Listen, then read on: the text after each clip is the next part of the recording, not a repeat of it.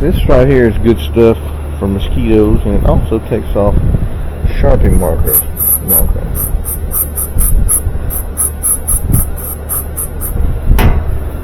I use it often. So, if you ever need to take off Sharpie marks, do this. I've been thinking that it might also work taking ink out of dryers. I wanted to try that.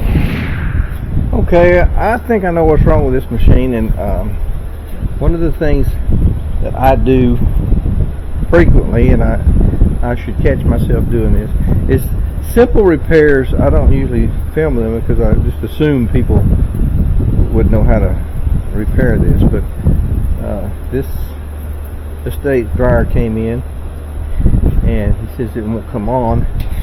Now, the first thing I do when I look at dryers, like if I was going on a service call, I would open the door and I would test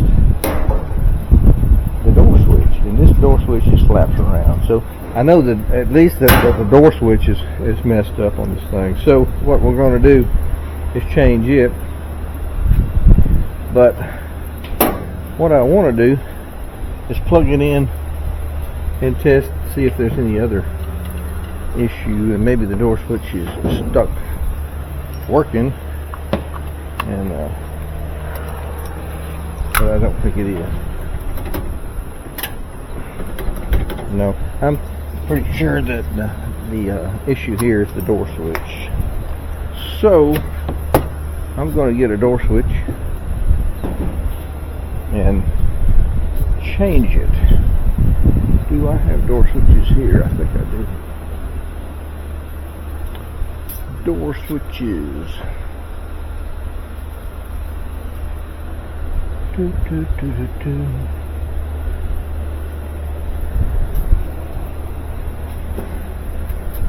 No, but I do need some in here. So I'll go out here through the truck where I keep a lot of my parts, because most of the time I need them on service calls. Yeah, I know it's a mess. Here's one. I need to order some of these. I think I need to order some badly.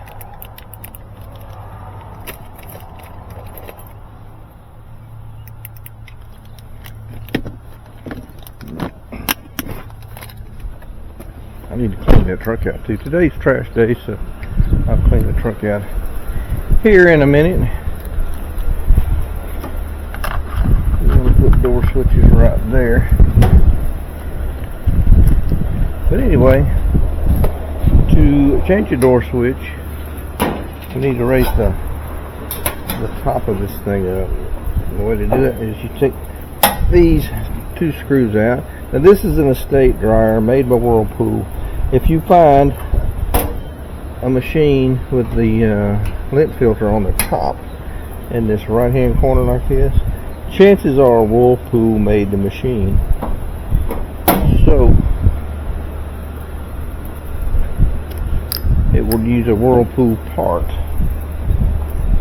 And then it has, you take these two out right here, and then it has two clips, one on either side. And sometimes these plastic clips are really hard to get out. Now this will just lay down like that. Now your door switch is going to be right here. This particular door switch has a deal right here holding it. But we're going to change it with this type. And what I like to do is, before you unplug it here, go ahead and take the screws out, because if you unplug it, take the screws out, and it doesn't have this piece right here, chances are you can drop it down in there, and then you have to take the whole front off. So you need a Phillips head screwdriver. There's two screws either side of this. Well, if you can see that. There. So you want to take these two screws out, either side of the switch. Just throw them in that tub right now. I'll be putting them back in the new switch.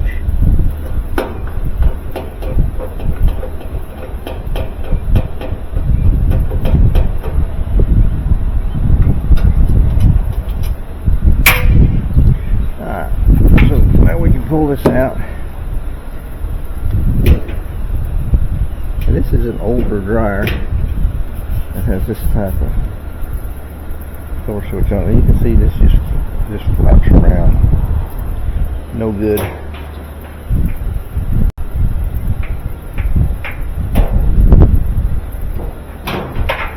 So if you're replacing that, you're going to be replacing it with one of these. And again, what I like to do is plug it in so you'll have that part secured and it won't drop down in the machine with you. Then you want to feed that, turn it right. I'm going to turn it with this part facing forward. Put it in this little square hole. You have to get a little slack if you're using a switch with a shorter deal on it. And you want to feed a screw through there and then start it.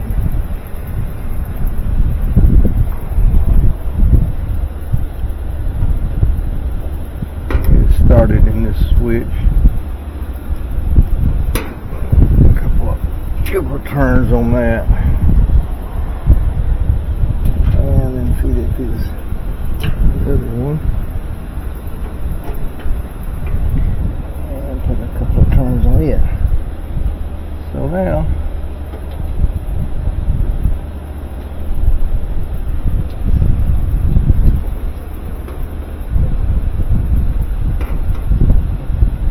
this is one of the things that would, if your machine doesn't come on and you have power to it, it's usually going to be the door switch or a thermal fuse. And in this case, we're pretty sure it's a door switch. So let's plug it in.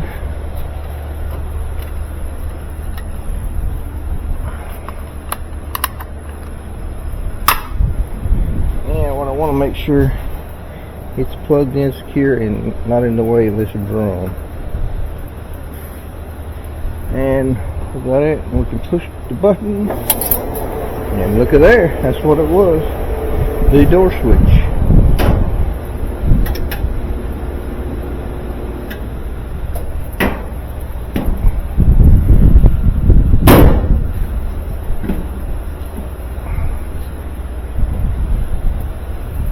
Very good. Now you want to replace your screws. And try not to drop them down that hole, or you'll be taking it apart trying to find the screws in the bottom of the blower.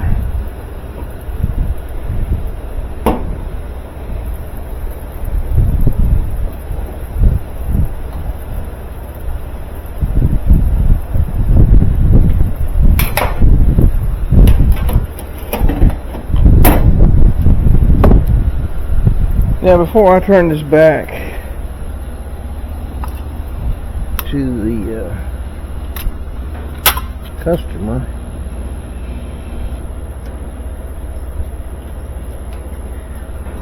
I want to put a cover over that. That's dangerous. And I use these things right here. They usually go on the back of these machines like this to cover this area. This is a different style. And when I scrap them out, I keep these. The reason I keep them is, I bet my wife has my drill. Look at all this dog hair I got to clean up. There's Wally. What you doing, baby? Yeah, my drill. Isn't it so cute? I didn't cute you anymore. Thank you, sweetie. You're welcome, honey bud.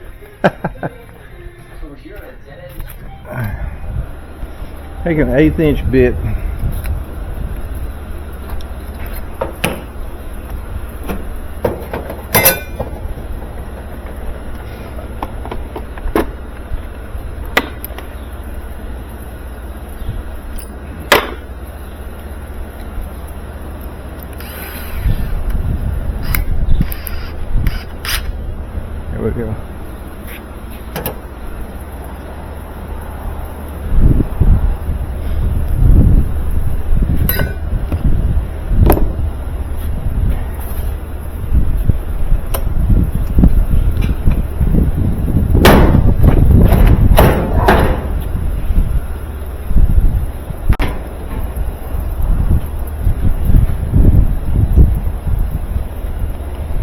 Yeah, I don't like to turn these back to the customer without a power load cover on it.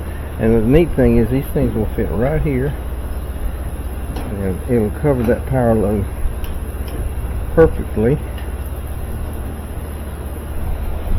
And you take a 1/8 inch drill and drill it through that hole, and you get one of these mini screws that I get from taking machines apart and scrapping them. 1/4 inch head on them. And that way you have a power cover that's solid, away from those screws, covers them, nobody will get shocked.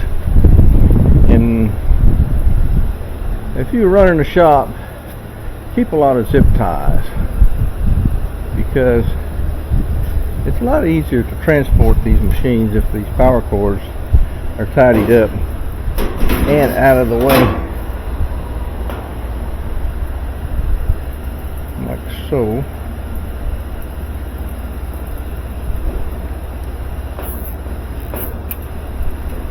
And without taking the back off, you can see all this dust and stuff. If you'll take your air hose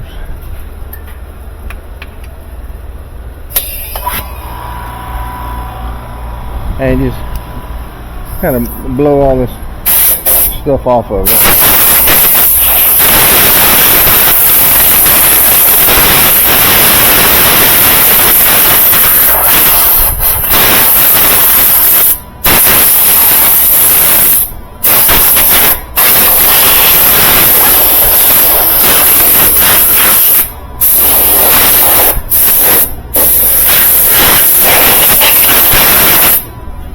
Yeah, that keeps it kind of clean for folks.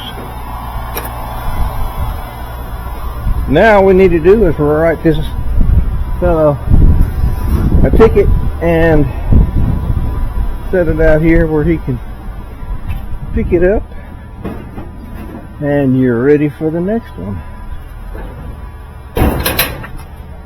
Anyway, that's the easy way to change the door switch on a Whirlpool, estate, conservatory, any machine that has this filter right here in the top right hand corner.